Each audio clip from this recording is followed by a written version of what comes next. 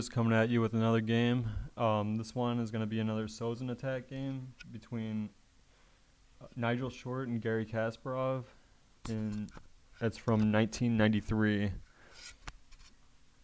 from the London PCA tournament. So the game started e4, c5, knight f3, d6, d4,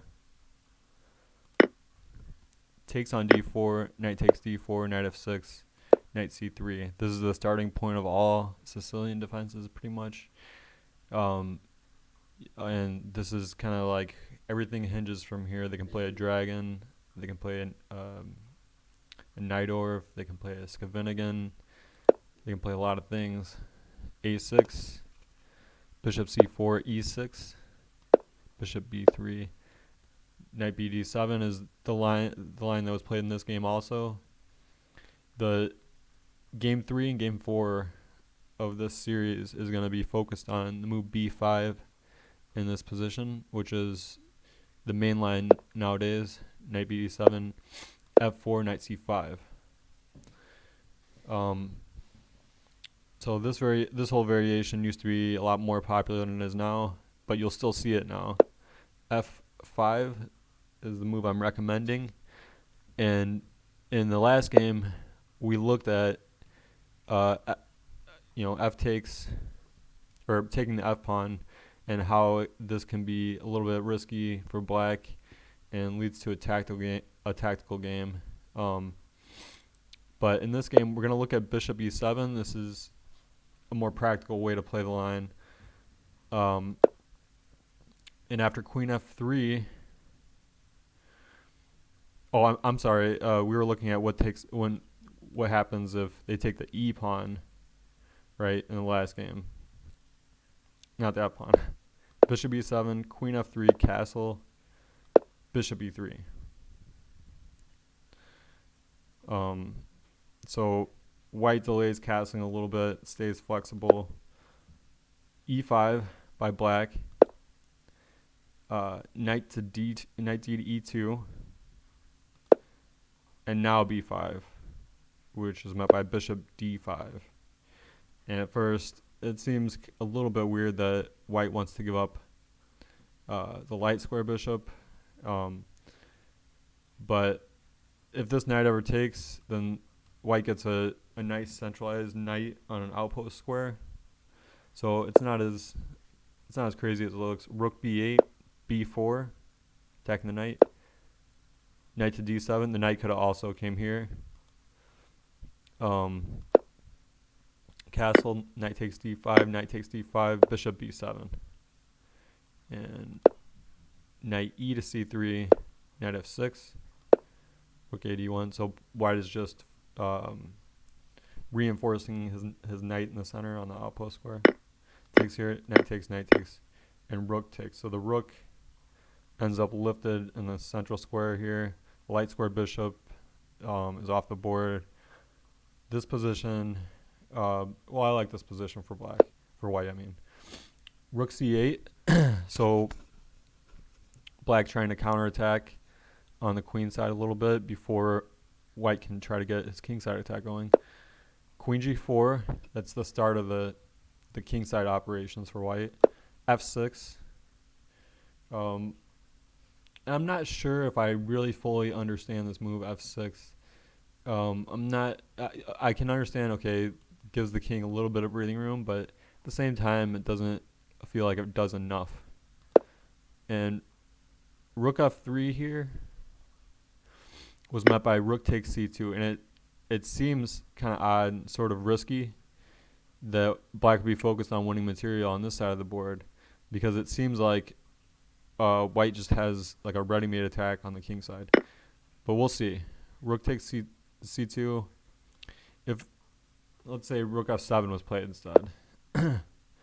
Rook h3, bishop f8. So black just trying to consolidate and defend the king side. Queen h5, attacking the h7 square. So h6 is forced.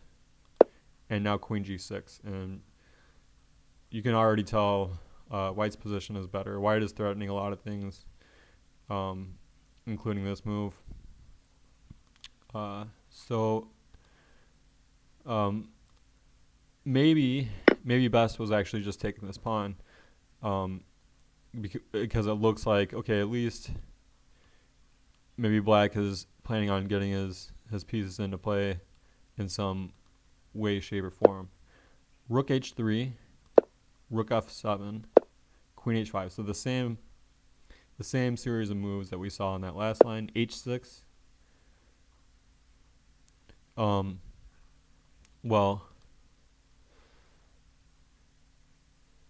let's look at a move like g5.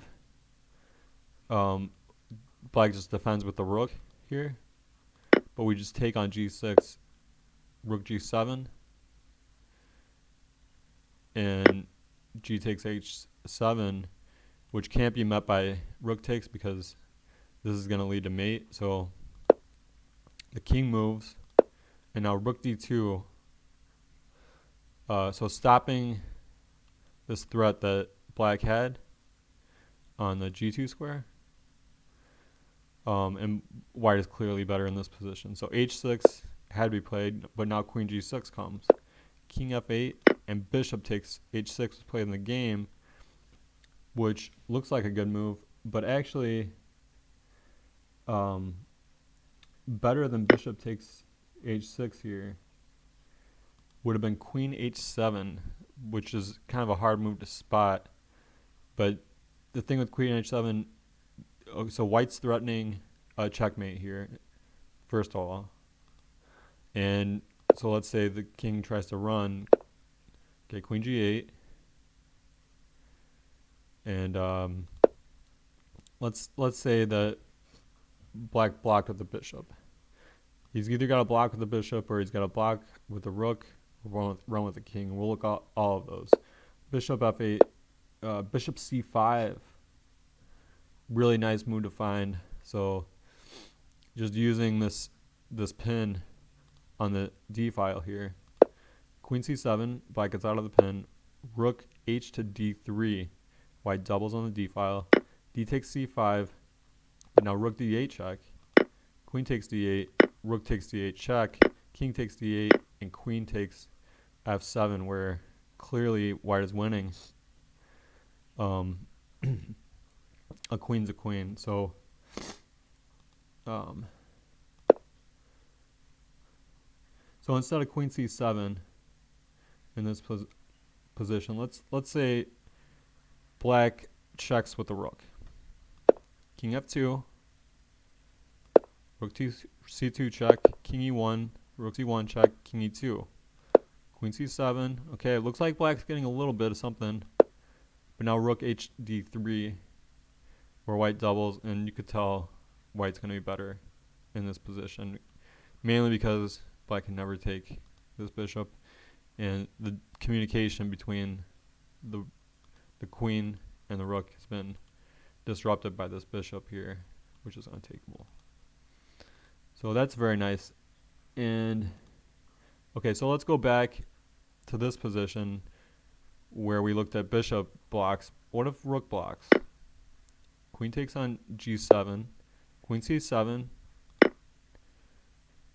Now queen takes h6, queen c4.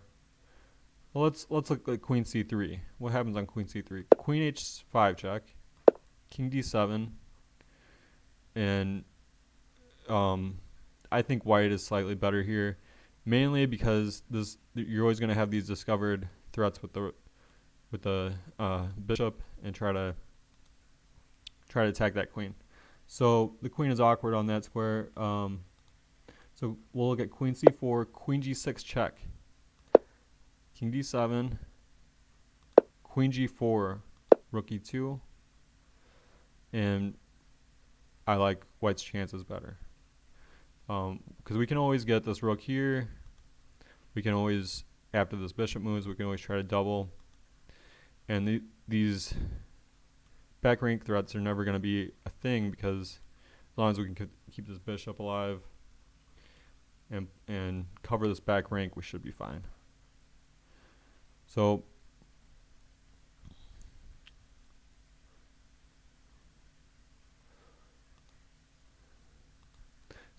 we'll see how the game concluded. I just wanted to show that a better way to play in this position was queen h7, trying to hunt down that king. But I want to see how the game went, because bishop takes h6, just by the naked eye, that's a much easier move to find, that bishop sacrifice. After g takes h6, rook takes h6, queen b6 check, rook c5. This is what happened in the game. Bishop d8. So, okay, let's say the rook was taken. Well, that's game over. So bishop d8, a better move. Rook h8 check, king e7. Rook h7, rook takes h7, queen takes h7. And what happens is this simplifies to a drawn ending after king f8, queen h8 check, king e7, queen h7 check, king f8, and there's a draw by perpetual. But I just wanted to show you how the game actually went, and I also wanted to show you that this nice move here, this queen h7, is actually the whole theoretical bombshell of this whole line, right? Because king has to try to run, and however